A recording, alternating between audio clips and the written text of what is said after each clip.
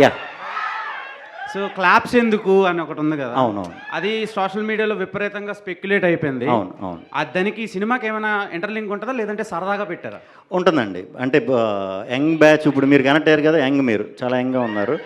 ఆ, సో ఆ, పెద్దవాళ్ళని నేను మంచి కథతో ఏదోలాగా సినిమాకి రప్పించగలుగుతా ట్రైలర్ టీజర్తో. మీలాంటి కుర్రాళ్ళని రప్పించాలంటే కొంచెం రెగ్యులర్గా. అంటే ఫ్లాష్ మ్యాన్ మీరేనా? ఫ్లాష్ మ్యాన్ వారస్ అండి మీలాగా నేను కూడా.